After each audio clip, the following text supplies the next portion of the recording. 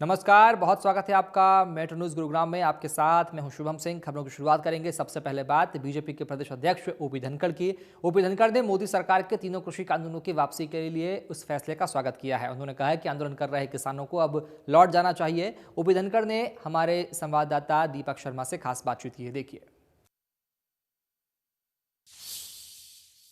कृषि कानूनों को लेकर प्रधानमंत्री नरेंद्र मोदी के इस ऐलान पर चर्चा के लिए हमारे साथ प्रदेश भाजपा के अध्यक्ष ओम प्रकाश धनखड़ जी, प्रधानमंत्री का ऐलान, तीनों कृषि कानून वापस लेंगे जल्दी, जो अगला सत्र है इस महीने के अंत में, क्या कहेंगे? सबसे पहले देखिए, पहले तो कानून वैसे ही स्टे भी हैं और अब वापस भी ले लिए जाएंगे। मैं सबसे पहले गुरु पर्व पर प्रधानमंत्री जी ने बड़े मन के साथ जो निर्णय लिया है उनका स्वागत करता हूं, अभिनंदन करता हूं, उनको साधुवाद देता हूं। और एक सुधार की प्रक्रिया जो लगातार खेती में माननीय नरेंद्र मोदी जी ने चलाई है, जिसमें फसल बीमा को मैं बड़ा ये मानता हूँ, 50% प्रॉफिट के साथ फसलों के दाम, बड़ा निर्णय है।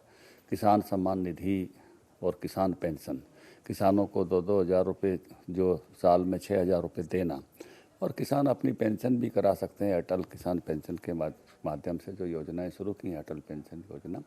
तो मैं मानता हूं कि एक बड़े सुधार, जिस प्रकार से मार्केटिंग अच्छी हो, किसान ट्रेन चलाई है, तो सुधारों की प्रक्रिया में ही ये आगे बढ़े थे। लेकिन किसान संगठनों के एक समूह को ये बात ध्यान में नहीं आई थी, वो स्वीकार नहीं कर पा रहे थे, वो आग्रह कर रहे थे भी हम अभी स्वीकार नहीं कर पा रहे, इन्हें वापस ले लो। तो प्रधानमंत्री जी ने उनकी बात का आदर करते हुए इनको वापस लिया है, इसलिए प्रधानमंत्री जी को बहुत बहुत साधुवाद है। और सरकार इसी प्रकार से किसानों की आमदनी दुगनी करने का जो संकल्प लेके चली है, जैसे हम भी यहाँ भावांतर भरपाई लेकर आए, हरियाणा में खरीद अच्छी की, फसल बीमा अच्छा इम्प्लीमेंट किया, मुआवजा 15,000 रुपये प्रति एकड़ तक पहुँचाया, जो किसी राज्य में नहीं है। सुधारों की प्रक्रिया इसी रूप में जारी रहेगी, ये सरकार की दृढ़ संकल्प पहले से ही है। अब किसान संगठन को भी मैं अपील करूंगा कि जो किसान संगठन इस आंदोलन में थे, वो अब अपने अपने घरों को लौटें, घरों पर गुरु पर्व जो है बहुत ही आनंद के साथ मनाएं। लेकिन किसान नेताओं के अब बयान भी आने लगे, वो कह रहे हैं कि जब तक वापस नहीं होगा तब तक धरना तो यूं ही चलता रहेगा, वो इंतजार करेंगे आंदोलन जो सत्र के उस दिन का, जब वापस करने की पूरा मोहर लगेगी उसके बाद वापस होंगे। ऐसे में क्या सलाह देंगे? क्योंकि सबसे बड़ी बात अगर बात की जाए तो किसान जो हैं वो हरियाणा की ही सीमा में बैठे हैं, चाहे हम सिंगू बॉर्डर की बात करें। देखिए, मुझे लगता नहीं कि अब इस बात में कोई इस तरह की कोई बात बची है, क्योंकि पहले ही एक तो कानून लागू ही नहीं है, कानून ऐच्छिक थे, कानून लागू ही नहीं है, कानून वापस होने के लिए प्रधानमंत्री ने बोल दिया है, तो अब तो कोई बात तो उसमें बची नहीं है।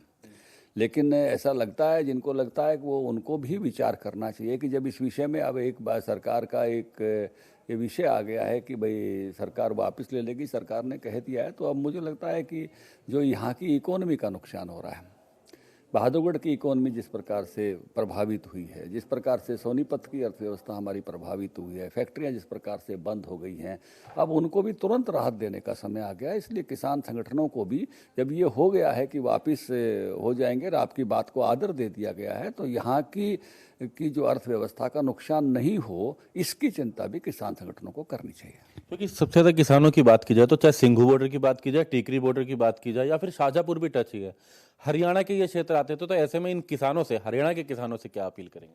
नहीं, हरियाणा का किसान तो अब आंदोलन में नहीं है। हरियाणा का किसान तो बहुत पहले से ही आंदोलन में नहीं है, थोड़ी थोड़ी मात्रा में सिंबॉलिक रूप से टोल टैक्सों पर है, बाकी हरियाणा का किसान अब आंदोलन में उस मात्रा में नहीं है ये। लेकिन जो यहाँ भी जो अब लोग बैठे हैं, उन सब से भी मेरा आग्रह है कि इस इलाके की इकोनॉमी का भी ख्याल जो है, इस लोगों की रोजी रोटी का ख्याल, बहुत इन लोगों ने इस आंदोलन के लिए सबसे ज़्यादा कीमत किसी ने चुकाई है, तो वो सोनीपत के औद्योगिक क्षेत्र ने, सोनीपत के लोगों ने, बहादुरगढ़ के औद्योगिक क्षेत्र ने, बहादुरगढ़ के लोगों ने सबसे ज़्यादा कीमत चुकाई है।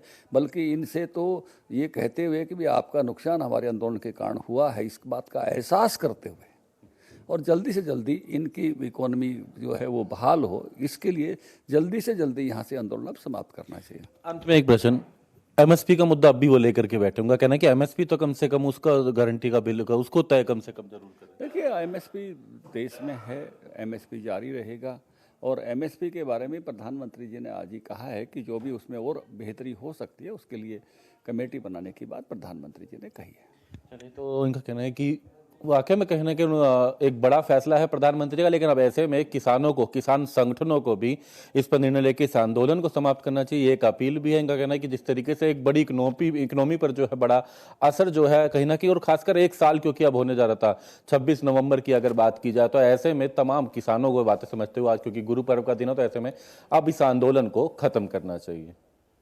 गुरुग्राम से दीपक शर्मा, इंडिया न्यूज।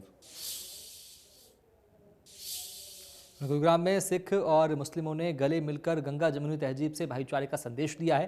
वहीं गुरु पर्व के पावन अवसर पर मुस्लिम डेलीगेशन गुरुद्वारे पहुंचा और उन्होंने गुरुद्वारे में गुरु के चरणों में माथा टेका। गुरुद्वारा कमेटी ने मुस्लिम डेलीगेशन से कहा कि गुरुद्वारे में आओ और नमाज पढ़ो। पूर्व राज्यसभा सांसद मोहम्मद आदिब का कहना है कि ईश्वर ना करे कि अगर गुरुद्वारों में सिख भाइयों को आराधना पूजा अर्चना करने से रोका गया तो मस्जिदों में संकीर्तन होगा। ऐसा मुझे विश्वास और भरोसा है, क्योंकि सिख भाइयों ने जिस प्यार और सम्मान के साथ अपील की है उससे ये साफ जाहिर है। आज हमारे सिख भाइयों ने उसको पूरा कर दिया।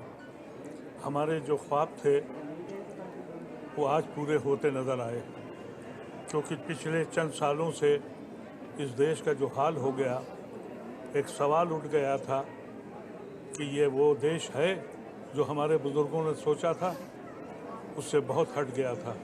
हम सलाम करते हैं, हज़ारों सलाम हमारे सिख भाइयों को। आज उन्होंने हमें अपने इस मुक़द्दस दिन के दिन अपने गुरुद्वारे में बुलाया, हमको इज़्ज़त दी। हमें लगा कि ये देश हम फिर से वो बनाएंगे जिसका ख्वाब हमारे बुजुर्गों ने देखा था। और मैं समझता हूँ कि ये इतनी बड़ी मिसाल है कि आज पूरे हिंदुस्तान में जो लोग हिंदुस्तान के आइडिया को समझते हैं, द आइडिया ऑफ इंडिया, आज हमको यहाँ दिखाई पड़ा।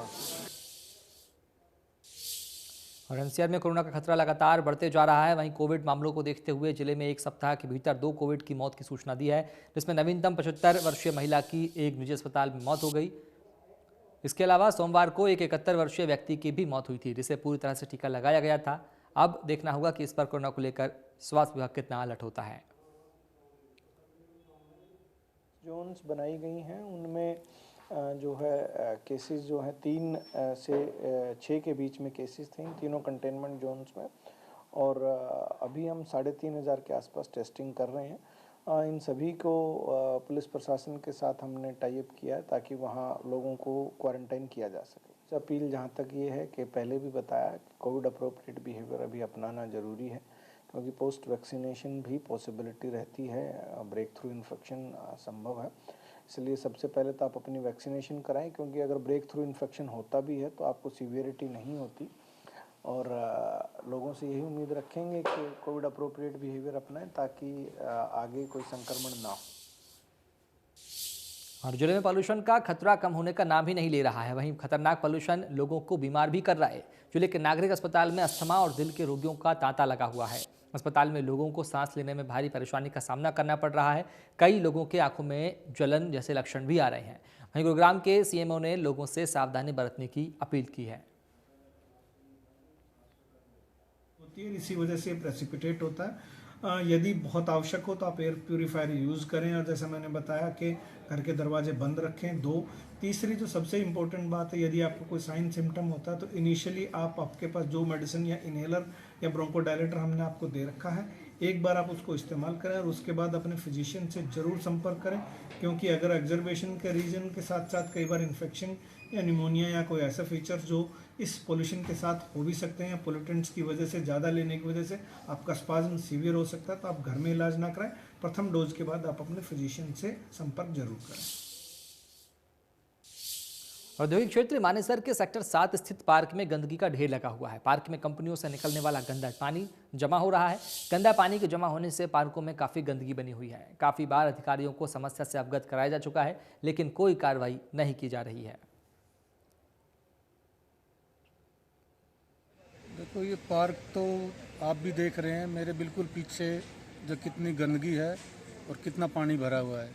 इसके बारे में HSIDC को पहले अवगत भी कराया हुआ है, पर किसी के कानों में कुछ नहीं रहेंगे रहा। और आए दिन यहाँ कचरा और पानी बढ़ता ही जा रहा है, कम नहीं हो रहा।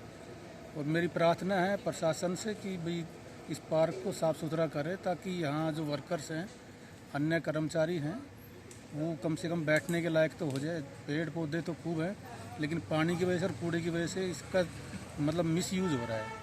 गंदगी बहुत ज़्यादा हो रही है, मच्छर पैदा हो रहे हैं और दिन में भी रात को इसमें बहुत ज़्यादा स्मेल आती है। इसमें बीमारी डेंगू फैलने का बहुत भारी खतरा है। तो इसकी शिकायत की कहीं? शिकायत कई दफ़ा कह लिया है, लेकिन कोई इसकी कार्रवाई ना कर रहे हैं। और इसी के साथ फिलहाल इतना ही। आप देखते रहिए इंडियन न्यूज़ हरियाणा। नमस्कार।